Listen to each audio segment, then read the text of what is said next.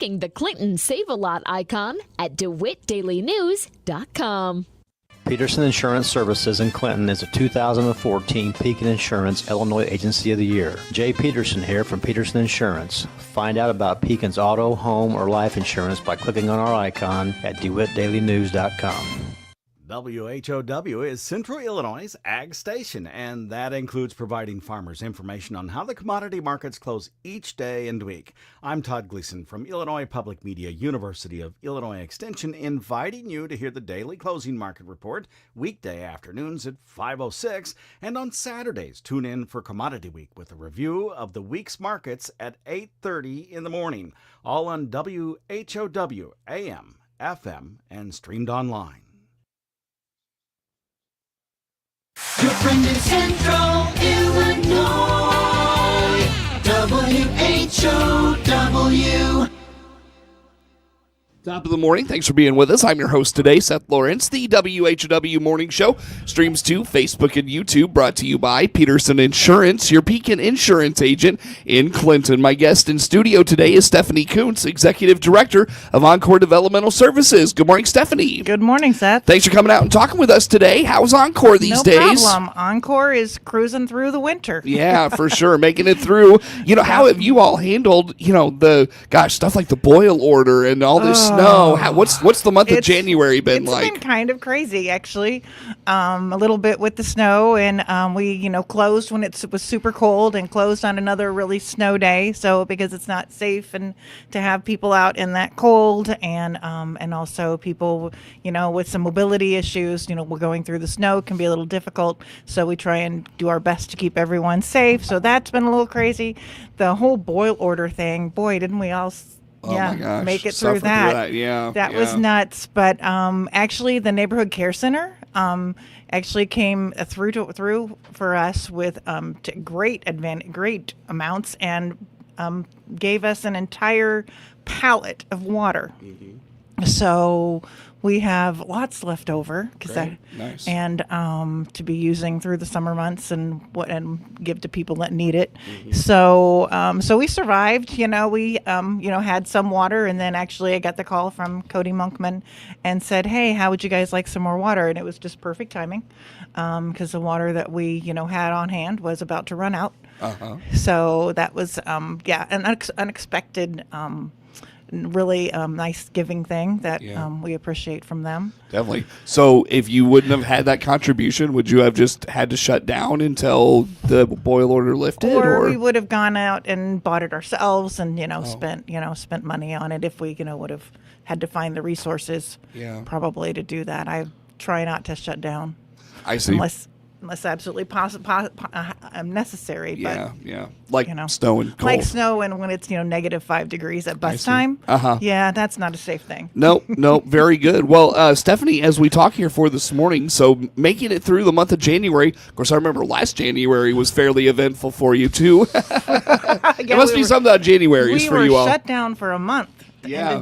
This time we were closed. Yeah, because of a pipe burst, correct? Pipe burst and then flood of the building. Oh, man. So we're glad that we're not at the pipe burst level. I was going to say, I guess it's a little calmer this year than it was last year, bit, even though it feels chaotic. Yes. Sure. Speaking of chaos, I know that it has been a long, almost 2.5 years now, trying to navigate this fire marshal situation. Right. It's been a while since we've had a chat with you. Mm-hmm. Take us back. Remind us what's going on with the situation. Still navigating that. We had the fire marshal come in that 2.5 years ago and tell us that we needed to build some walls and put in an alarm system, which we have done.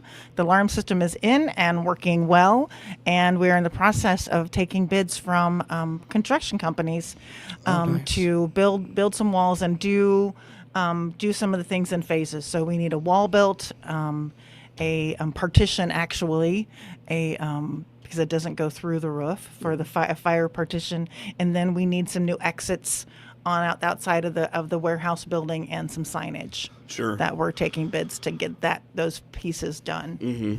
As this process goes along, I'm just kind of curious, do you feel not less and less stress, but it can feel daunting at the beginning, right? You know all the things you got to do. Does it feel less daunting just because okay, they're working with people are working with us. It's at least it's not Right. going like crazy fast, but we don't feel pressure to get all this done. No, it's been like an ebb and flow kind of a situation. I think there are times when it was, really actually, yeah, the mountain was at the beginning, and then we're kind of sliding in the hills and up and down, and right now I just want to get it moving on. We want to get things rolling because we have a plan. We know what we need to do. Now we just have to make those efforts to get those walls built. So tell us a little bit about some of the things that you've done to this point at the facility.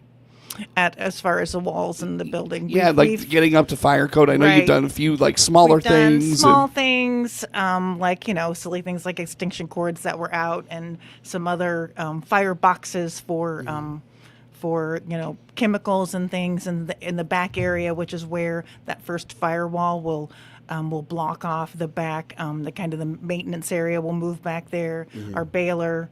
But also, so we've done some of those kind of things.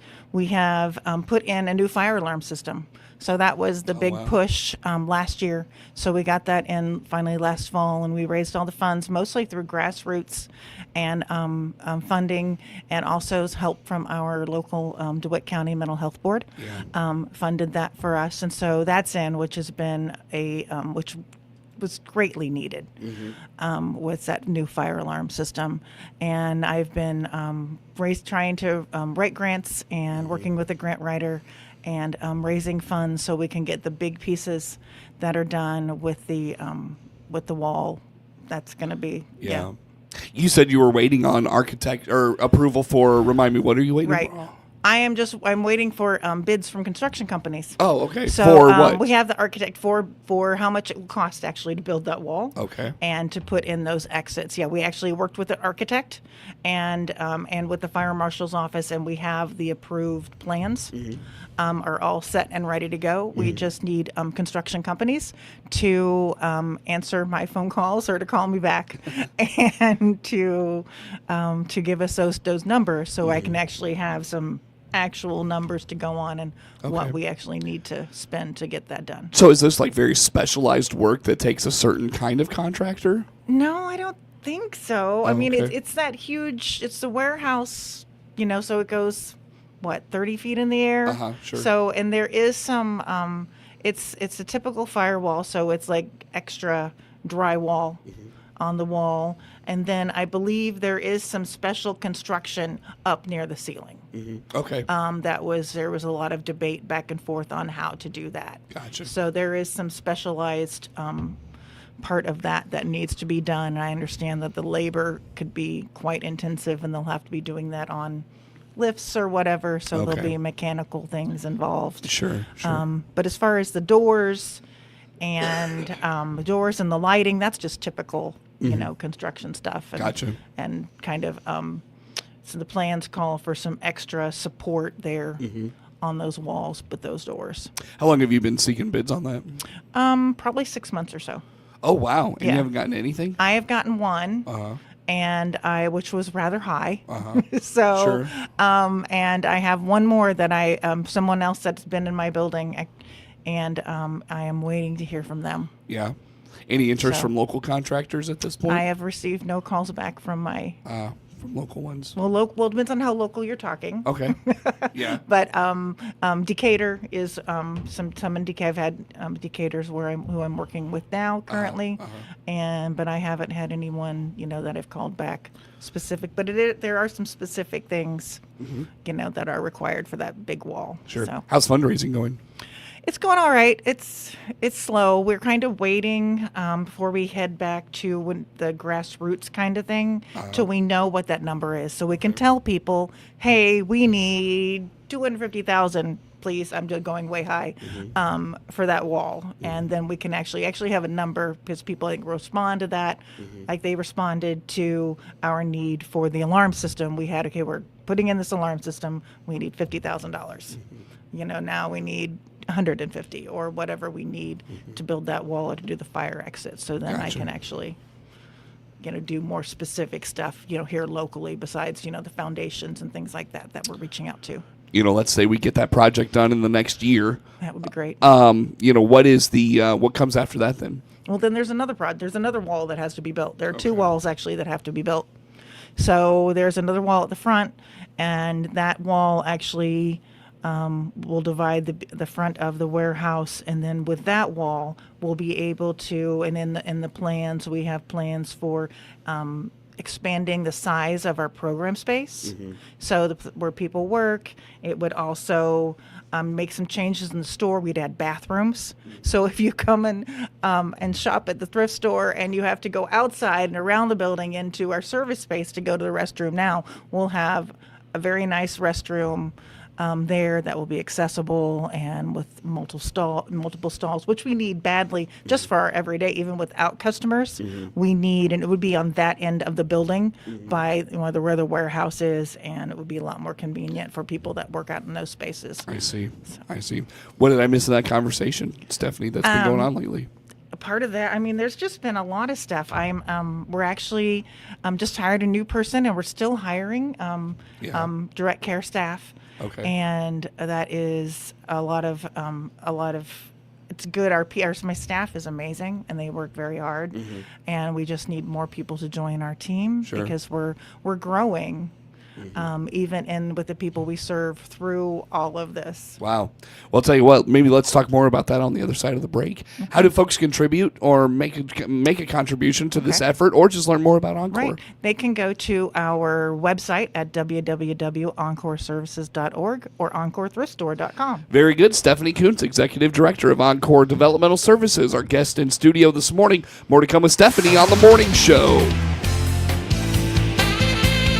WHOW.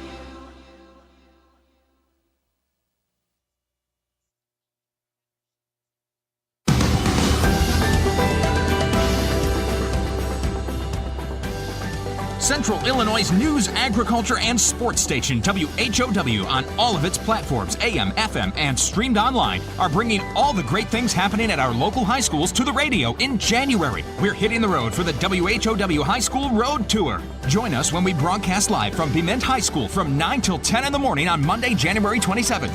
Interviewing the Bement High School principal, athletic director, student council president, and one of the club student presidents. Join us for the WHOW High School Road Tour stop at Bement High School Monday, January 27th from 9 to 10 a.m.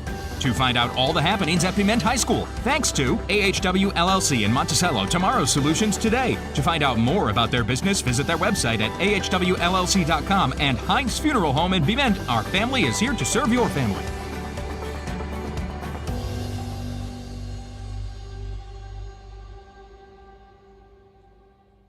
DeWitt County's #1 source for local news is on the air and online 24 hours a day. The latest local news stories are heard every hour on Central Illinois' news station, the Big 1520 AM and 92.3 FM WHOW. Stream live at DeWittDailyNews.com. They're also heard every hour on the station that's your easy choice, 95.9 FM WEZC. And to read the latest local news on your electronic device, including tablets, iPhones, and smartphones, go to DeWittDailyNews.com. DeWitt County's #1 source for local news is on the air, online 24 hours a day.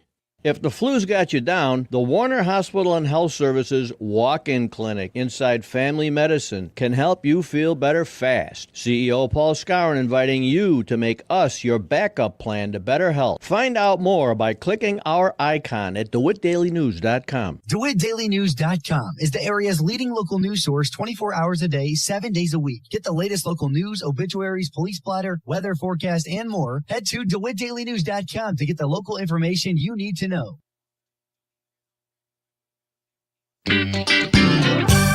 Your friend in Central Illinois, WHOW.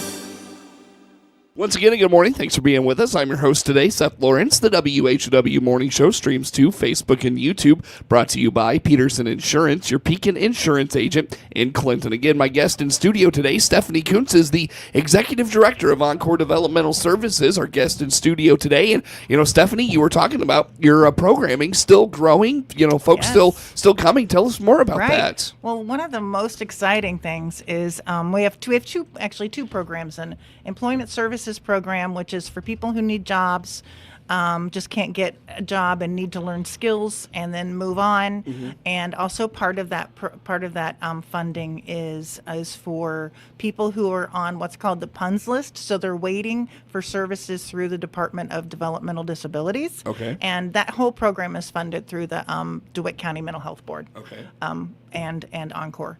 So actually, and people can wait many years to get services through the division of DD. Okay. So we've had people that have been waiting on that list for several years, and 3 people got pulled.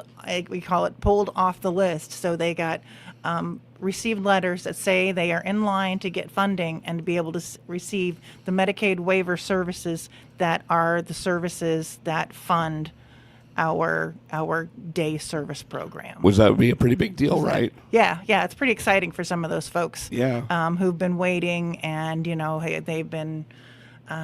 These people, depends on the person, their situation. One person lives on his own and really needs more support badly. So it will be fantastic for that person to actually be able to have people to support him in his home along with the work that he does at Encore. Yeah. So kind of a wraparound kind of situation that happens for all of these people. Oh, wow. Nice. So we're very excited, and that's something that the Mental Health Board has helped us with in providing support for them through these years, and then they're able to move on, and then that means we can also move on more people into that other program and get support from more people in the community. That's great. So that's really exciting. That is exciting. Very good. We'll look forward to that for sure. I was we were talking about the budget a little bit, the governor's proposed budget before we came back on here the second segment, and I've been hearing a lot of plan on cuts and that sort of thing. What are you hearing pretty about? Much, pretty much that. Pretty much the same. We've seen some growth in the past several years, which has been terrific, and some additional funding that actually just came to us beginning of January, and which means raises for my staff, which of course they enjoy very much, and some additional funding things that are coming our way. But I think it's going to just pretty much, we're not going to see any increases. I don't anticipate in the next year or so with that. One thing that the governor did sign yesterday was the Equality, Dignity, and Pay Act. He signed into law, which basically it makes subminimum wage illegal in the state of Illinois. Okay. So, and we are eventually, it's a phasing out plan. It will make it go away. And so Encore is a subminimum wage provider. We use subminimum wage. We have a certificate with the Department of Labor so that we can pay lower wages to some of the people that work for us.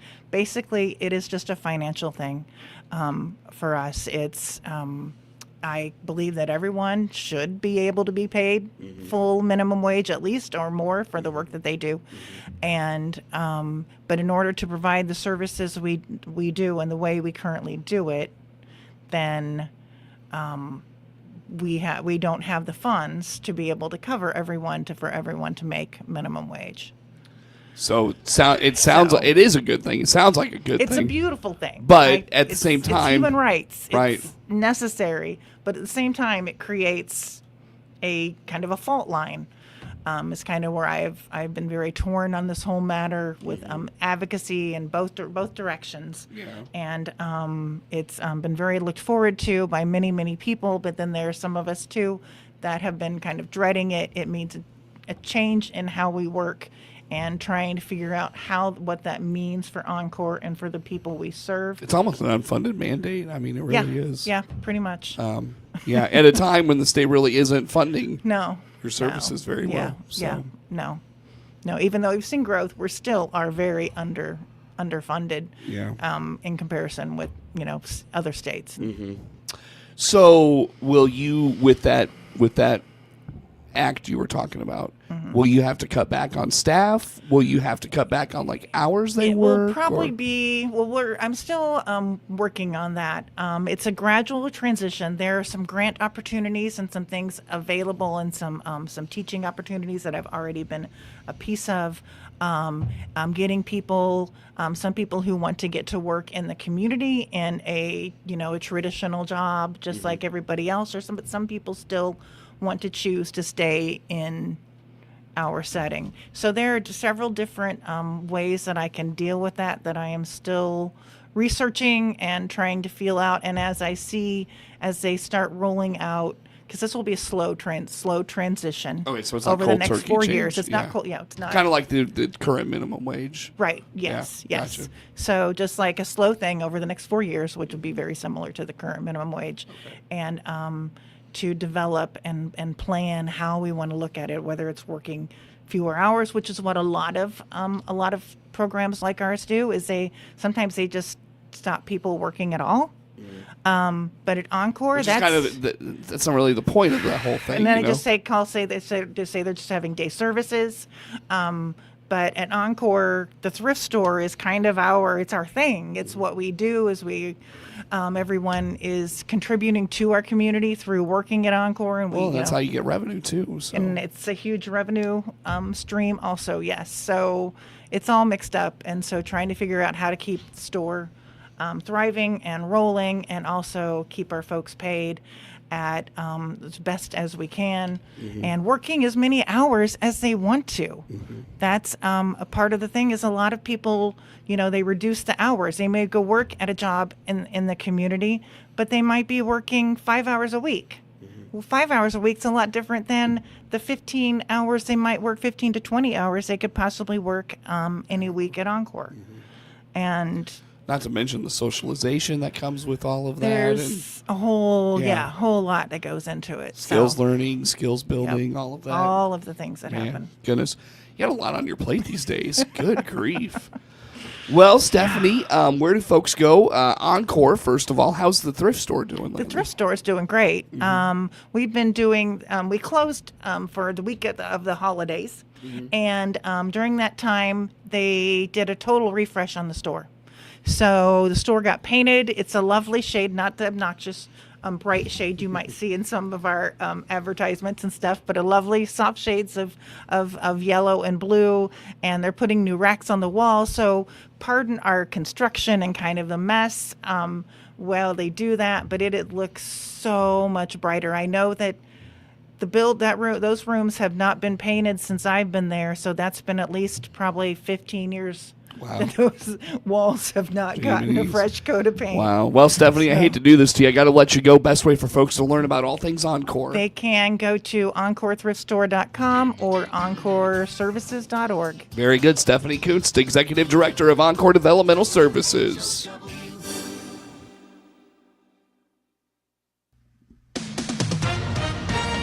With SRN News.